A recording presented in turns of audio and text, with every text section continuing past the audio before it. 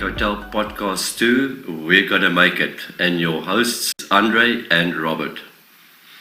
Good afternoon to all of you people, and we thought we're going to spend the next few minutes sharing with you why we have chosen the name We're Gonna Make It for this channel. Why that name? Because last night we were told that the current state enforced lockdown is going to be extended by another 2-week period. And everyone around us is immersed presently in a huge state of anxiety. Understandably so. We're asking ourselves questions. What if it gets extended beyond that 2-week period? What if we're still in this position in May, in June? What about income? What about jobs? What about people that are beginning to get really apprehensive about the possibility of them losing their homes, school fees for the kids, all that sort of thing. And in these times of immense and understandable fear and stress, we've chosen this name for the podcast. Rob, just go into our thinking in that regard. Yes, I just want to add on there where Andre says, I see a big thing that is really overruling every other good point that we have to say, and that is fear. Everybody is so scared. But our answer in all these questions is, like Andre said, in the name of this channel. Planet Earth will survive, the world is forever survive. Plants, mammals, insects, and all the species of the animal kingdom. The soil which supplies us with the food we eat, our oceans, our lakes, they will all still be there, like with all previous pandemics and wars and everything else that we thought will take humanity out. Also, just to put in this podcast, I want to tell you that at the bottom I will put links as proof of what we're talking about. And Andre, how do you think will humanity make this? Well, on the question of planet Earth and planet Earth still being here, one of the things that we'd like all of you to encourage is to go onto YouTube.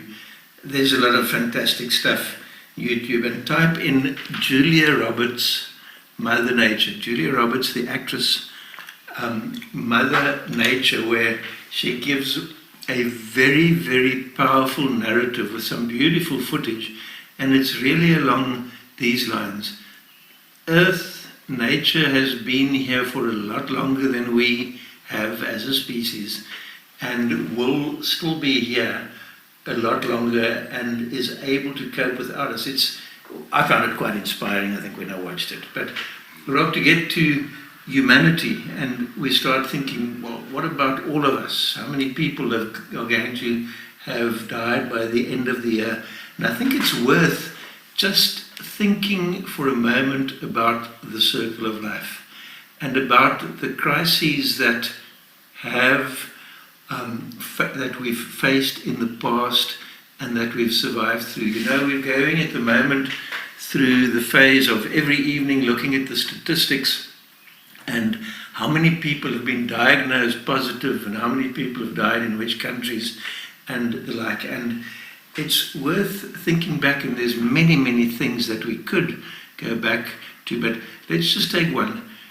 World War I, 1914 to 1918, and the horrible trench warfare that we've all seen movies of, and examples such as in the Battle of the Somme in 1916, between July and November, 1 million young people shot dead in that trench warfare. And in total, in World War I, 16 million people killed. But what we often forget about is this. In January 2018, there was an outbreak of a flu, the H1N1 virus, which in due course came to be known as the Spanish flu. The Spanish flu, in a 2-year period, killed 50 million people and affected 150 million. That was 1/3 of humanity at the time was infected by that flu. It killed more people than World War One did. And now you're asking, well, that's hardly the sort of thing to be saying in these times, and what are we doing? Are we trying to depress you or cheer you up? And the answer is this, and we've mentioned this simply to make one point. Mankind, our species, has survived through very many crises and many hard times, and we'll survive through this one also. And it's necessary, we think, to keep that in mind, that we, as the human species on this planet, we are going to make it through these times. But let's talk a little bit about our community, and Rob, particularly our Heart Bay community. You've driven through the streets and had a look at things recently and looked at the shops, and what do we see at the moment? I see people are very, very scared and worried, but amazingly so. Our township friends are full of smiles, and every night, which is wonderful in our community, we hear the sounds of vuvuzelas and people cheering, and we were all wondering what is happening. And I was just sharing with Andre that is the creed that every night at 8 o'clock you can hear in Hout Bay, with vuvuzelas, and people sing, is to thank all the frontline workers, like the ladies at the tills and everybody that's in the front line of this pandemic and that's working. So I think it's a very good, positive outcome. And then for those people who are so worried, I would like to say that there were lots of things in your life that you thought you can never overcome, and you would put your head down and preserved yourself, and then actually in the end you see you could make it, and you didn't think of it before. Would you like to add something to that? You only told me about that, and I hadn't heard those vuvuzelas and the noise that people make at 8 in the evening. And is that something confined to Hout Bay, or are there other neighbourhoods that are also doing that? I don't know, last night, 8 o'clock, I heard it again, and one of the people that's caught up here by us in the hotel asked me, what is that? And I didn't know, so I went on to the Hout Bay organised site, and I had a look, and that is what was said, that every night, 8 o'clock, is dedication to the frontline workers, and make a noise as much as you can. I think that's a fantastic idea, and I think whichever neighbourhood you live in, if you've still got your vuvuzela from the 2010 World Cup or anything else worth making a noise, let's do that each evening at about 8 o'clock, is just do whatever comes to mind in order to, for a few minutes, signify our gratitude to those people that are still going there to operate the tools, to operate the clinics, to make sure that there are people available at the police stations to provide the essential services in these times, no matter what the risk to them is. And I think that's a great idea too. Each evening at 8 o'clock, spend a few minutes making as much racket as you can, you and hopefully the neighbours. If the neighbours don't join in, they might think that you've finally gone off around the bend, and we don't want that to happen. But to do that just to celebrate and acknowledge everybody that's around us. But I think, and I've also once or twice when going to buy groceries, you drive down our central business district streets and you see shops closed. And here's the thing we want to emphasize. These times will pass and those shops will open again. The restaurants will start serving food. People will be there sitting down buying food. The clothes stores will open again. The shops where you buy music and outfits and sporting equipment. These things are not going to disappear and vanish forever. They will be back again.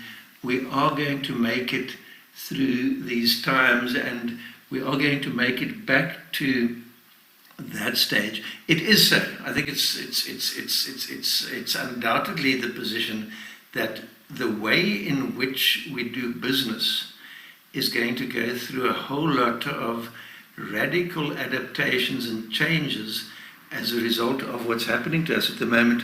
But Rob, I think there we must also bear in mind something that's very true of life, and that is that sometimes from adversity, sometimes from something that goes very wrong in our life comes a lesson, or maybe an idea, a new way of doing things, which then helps us to come out on the other side of those adverse circumstances armed and better equipped to carry on and to do our thing in life than we were before we encountered the setback. So we're going to make it, and our community and our businesses are also going to make it through these times. But we're broadcasting from Riverside Boutique Hotel, so let's talk about ourselves for the moment, Rob, and about we've shut down, our bedrooms are empty, we have no bookings, we have no functions. Now, what do we say about that? I would say, you've got two choices always. One is to be negative and go and sit with your head in the mud or in the grounds, or you can choose the positive way. And I know for a fact that doesn't matter what happens, whether we're going to be operating the same as before, whether we're going to do mobile breakfast and have conferences at people's offices or have a barter system. We've been complaining about how terrible it is in this day and age, how to get international money direct into our bank account. Maybe there's a whole new banking system. But one thing I do know for sure is that our 16 staff members, some who have been with us over 20 years, are not going to be laid off, even if our job descriptions change, even if that means a whole new outlook on the hospitality industry. So be it. We will still be going on and making it work.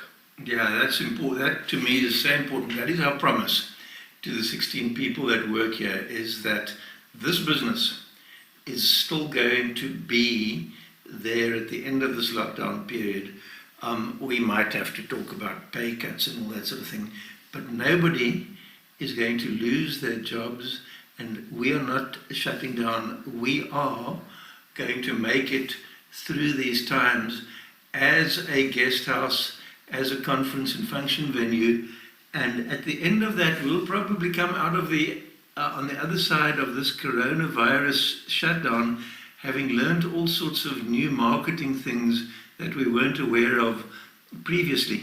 And Rob, in that regard, you came up with a fantastic idea this morning of setting up a contact network between the various guest houses in Hout Bay. Why don't you just share that with our listeners for a moment? Yes, I just believe that every other guest house sits here and worry just like we did, and then you can again choose what you're going to do. And my point is just that I believe that some of them are Germans, some of them are foreigners, some are locals. But as soon as you stand together and people, we've all got the same problems, and people are tremendous resources. And I just think using all the wonderful platforms, like for instance Zoom, we can have a conference call between all of us and we can come up with wonderful ideas, supporting one another, and together we will definitely make it. So yeah, starting from next week, we're going to reach out to some of the other guest houses, and once a week, maybe more regularly, we'll see where it grows to. We're going to have a Zoom chat, and it might start off with 10 minutes, it might start off with 15 minutes. Maybe we won't be able to give each other all sorts of deep, meaningful things. Maybe it will be nothing more than an opportunity to reach out to others in the local hospitality trade and to say to them, you know what, you're not alone. We're all in this together. And remember that. So we're looking forward to setting up that Zoom chat group, and I'm sure that we'll be able to report back to all of you guys on that when we next broadcast to you. In the meantime, and in the coming week, please bear this channel's name, Regonnamake-It, in mind, and make that part of your thinking, no matter how difficult that might be. Especially today when we've been told about the extension of the lockdown. You are going to make it. We are going to make it. We'll talk to you again in the course of next week. Thank you very much for listening, and stay safe, keep well.